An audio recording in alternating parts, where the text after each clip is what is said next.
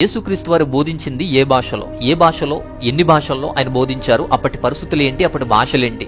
అంతేకాకుండా అపోస్తులు కూడా ఏ భాషలో బోధించారు, వారి యొక్క పరిస్థితులు, వారి విధి విధానాలు ఏంటి.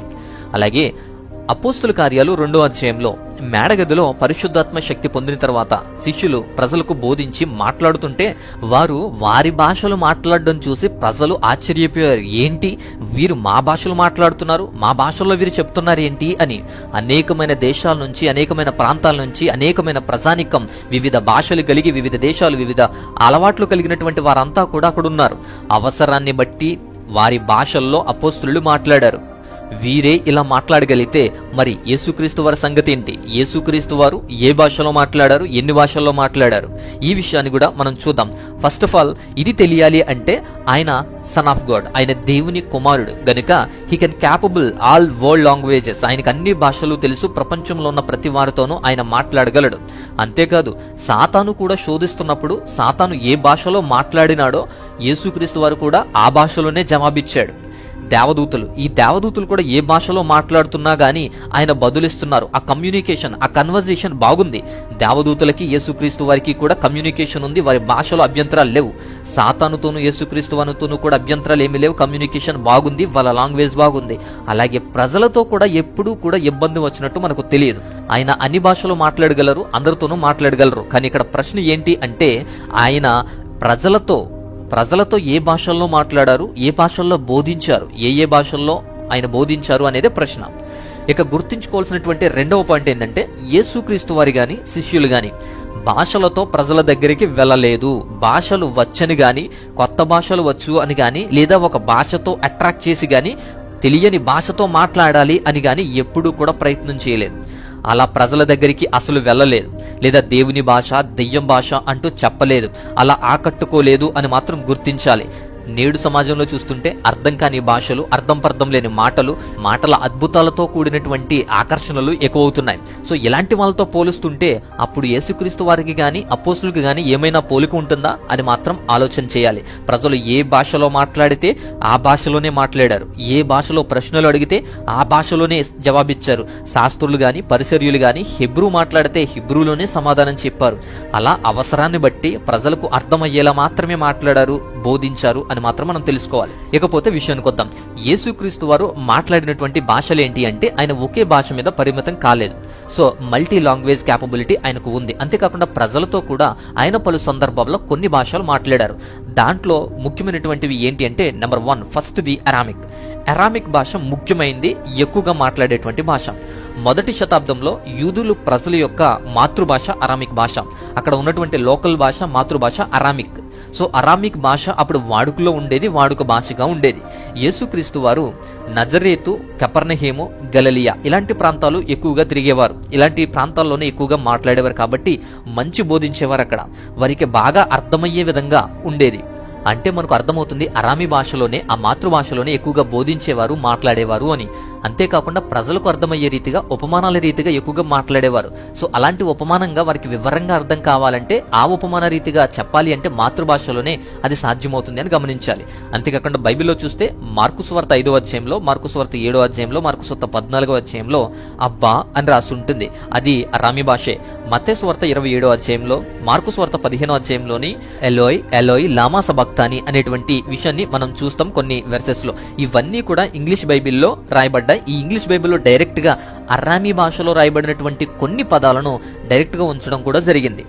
అంతేకాకుండా చరిత్రకారులైనటువంటి ఈ హిస్టోరియన్స్, సైంటిస్టులు, అలాగే ఈ సోషల్ ఆంథ్రోపాలజిస్టులు కూడా యేసుక్రీస్తు వారి టైంలో అరాబీ భాష ప్రధానంగా ఉండేదని నిర్ధారించారు, వారు చెప్తూ ఉన్నారు. కాబట్టి ఆయన అరామీ భాషలో మాట్లాడారు, బోధించారు అని అర్థమవుతుంది. ఇది మొదటిది. ఇక రెండవ విషయానికి వస్తే రెండవది హిబ్రూ భాష. హిబ్రూ అనేది ఎక్కువగా వాక్యాలకి, పండితులకి అంటే శాస్త్రులు, పరిసర్యులు, సద్దుకయ్యులు మాట్లాడేటువంటి భాషగా అది ఉంటుంది. కాబట్టి రిలీజియస్ ఎలైట్ అన్నమాట, గ్రంథాలు, ధర్మశాస్త్రాలు హిబ్రూలోనే ఉండేవి. ఓల్డ్ టెస్టిమెంట్ కూడా హిబ్రూలోనే ఉంది అని మనకు తెలుసు. అయితే శాస్త్రులు, పరిసర్యులు, సద్దుకయ్యులతో అలాగే మందిరంలో యాజకులతో ఆయన మాట్లాడారు. అంతేకాకుండా స్క్రిప్చర్ అంతా కూడా హిబ్రూలో ఉండేది. హిబ్రూ స్క్రిప్చర్ కూడా చదివేవారైనా, చదివి వినిపించేవారు కూడా. యెరూషలేం దేవాలయంలో ఆలయంలో బోధించేవారు, చదివి వినిపించేవారు. అంతేకాకుండా చిన్నతనం నుంచి హిబ్రూ స్క్రిప్ట్ చదవడం, బోధించడం తెలుసు ఆయనకి. కాబట్టి ఆయన హిబ్రూలో కూడా మాట్లాడారు, బోధించారు అని ఈ విషయం ద్వారా మనకు అర్థమవుతుంది. ఇకపోతే తర్వాతది గ్రీకు. సో గ్రీకు లాంగ్వేజ్, ఈ గ్రీకు అనేది అఫీషియల్ లాంగ్వేజ్. ఆ టైంలో రోమా సామ్రాజ్యం ఉండేది. సో రోమన్ సామ్రాజ్యం అంతా గ్రీకు భాషలోకి వచ్చే టైం అది. సో పొలిటికల్ గా రాజ్యం గురించి గాని, విధానాల గురించి గాని, నియమ నిబంధనలు అన్ని కూడా, చట్టాలు గాని, లేఖలు గాని ఇవన్నీ కూడా గ్రీక్ లోనే జరిగేవి, గ్రీక్ లో ఉండేవి. అంతేకాదు రొమీలతో మాట్లాడాలన్నా లేదా రొమీలుకి ఏమి అడగాలన్నా కూడా గ్రీకు తప్పనిసరి. సో ఇంటర్నేషనల్ లాంగ్వేజ్ గా అప్పుడు గ్రీకు ఉండేది. గ్రీకు భాష కల్చరల్ డామినేటెడ్, అప్పుడు డామినేటెడ్ లాంగ్వేజ్ గా ఉండేది.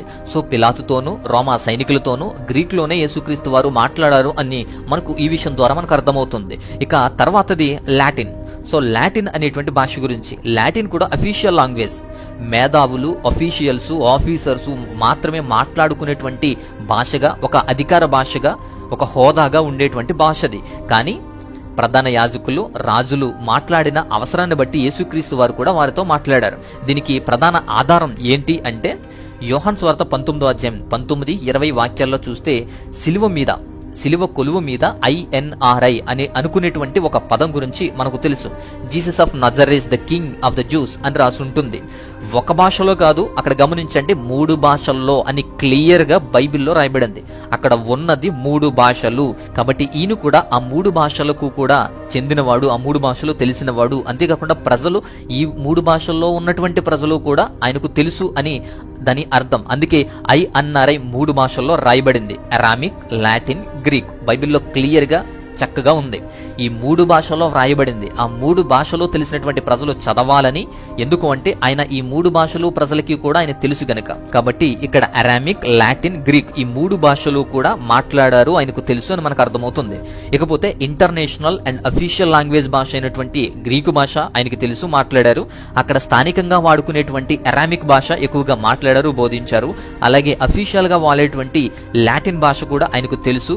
అలాగే ఆధ్యాత్మికతలోను, ఈ రిలీజియస్ ఇష్యూస్ లోను కూడా, గ్రంథాల్లోనూ కూడా వాడుకునేటువంటి హిబ్రూ భాషలో కూడా ఆయన మాట్లాడారు, ఆయనకి తెలుసు. కాబట్టి ఈ 4 భాషలు స్పష్టంగా మాట్లాడినట్టు, బోధించినట్టు, ఆయనకు తెలిసినట్టు, అప్పుడు వాడినట్టు మనకు అర్థమవుతుంది. అప్పుడు వాడుకలో ఉన్నట్టు కూడా మనకు తెలుస్తుంది.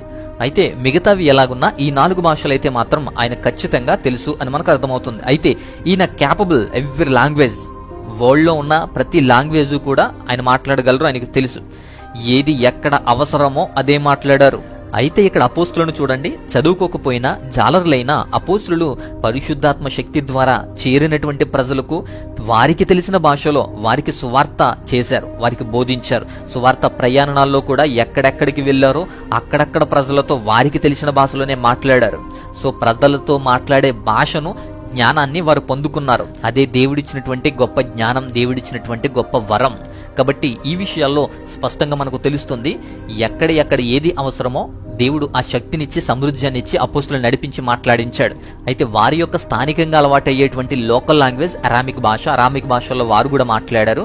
అంతేకాకుండా వారు గ్రీక్ లాంగ్వేజ్ కూడా దీనిలో కొంతమందికి తెలుసు. సో ఈ విధంగా యేసుక్రీస్తు వారు కూడా అరామిక్ ముఖ్యమైనటువంటి భాషగా ఎక్కువ ఉంది. అంతేకాకుండా ఆయనకి హిబ్రూ భాష, గ్రీకు భాష, లాటిన్ భాష కూడా తెలుసు. దాంట్లో కూడా ఆయన మాట్లాడారు. ఆ విషయాలు కూడా మనకు తెలుస్తూ ఉన్నాయి. కాబట్టి ఈ 4 లాంగ్వేజెస్, ఈ 4 భాషలు కూడా యేసుక్రీస్తు వారు ఉపయోగించినట్టుగా మనం చూస్తూ ఉన్నాం. సో క్లియర్ గా మీకు ఇది అర్థమైంది అని నేను అనుకుంటున్నాను. ఈ వీడియో గనక మీకు నచ్చింది